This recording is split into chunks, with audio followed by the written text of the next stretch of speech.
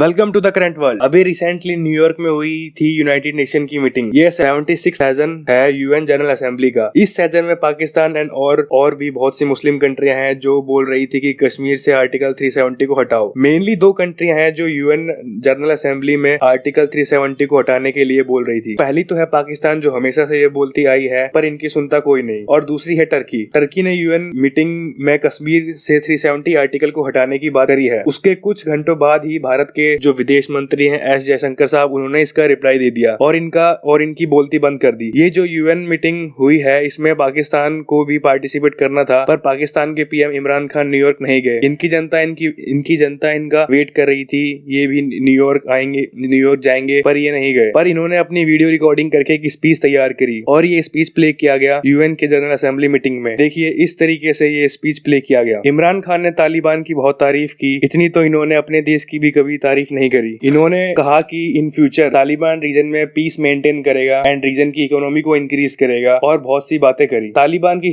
Statement खत्म होने के बाद ये आए कश्मीर के इशू पर। इनके पास भारत के खिलाफ बस कश्मीर इशू ही है, ये पूरी यूएन असेंबली को पता था। फिर इमरान खान ने कश्मीर को लेकर अपना दुखड़ा रोया कि कश्मीर के इशू को रिजॉल्व करना होगा। इसके बाद इन्होंने एक और इशू उठाया कि सैयद अली शाह गिलानी कश्मीर का एक फ्रीडम फाइटर जैसा था, पर ऐसा नहीं है। जो ये गिलानी है, सैयद अली शाह गिलानी, ये एक सेपरेटिस्ट था। तो इमरान खान कहते हैं कि इसका प्रॉपर ब्यूरियल होना चाहिए, जैसा शहीदों का होता है। पूरी मुस्लिम परंपराओं को ध्यान में रख इन्होंने जनरल असेंबली की सारी कंट्रियों से रिक्वेस्ट करी, जिसमें 197 कंट्रियां थी, कि ये सब मिलकर एक रेजोल्यूशन पास करें भारत के अगेंस्ट, कि सैयद अली शाह गिलानी का प्रॉपर ब्यूरियल करें। क्या जनरल असेंबली इनकी बात सुनी? पर कोई रेजोल्यूशन पास हुआ?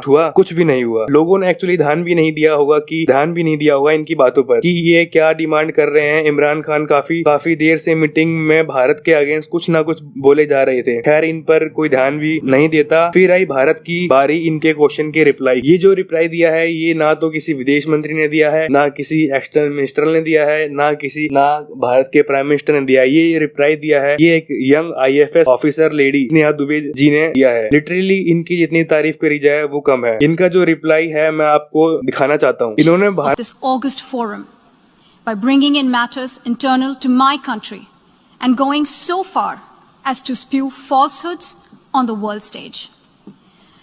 While such statements deserve our collective contempt and sympathy for the mindset of the person who utters falsehood repeatedly, I am taking the floor to set the record straight. Regrettably, this is not the first time the leader of Pakistan has misused platforms provided by the UN to propagate false and malicious propaganda against my country, and seeking in vain to divert the world's attention from the sad state of his country, where terrorists enjoy free pass while the lives of ordinary people, especially those belonging to the minority communities, are turned upside down. Mr. President, Member states are aware that Pakistan has an established history and policy of harboring, aiding, and actively supporting terrorists. This is a country which has been globally recognized as one openly supporting, training, financing, and arming terrorists as a matter of state policy. It holds the ignoble record of hosting the largest number of terrorists proscribed by the UN Security Council.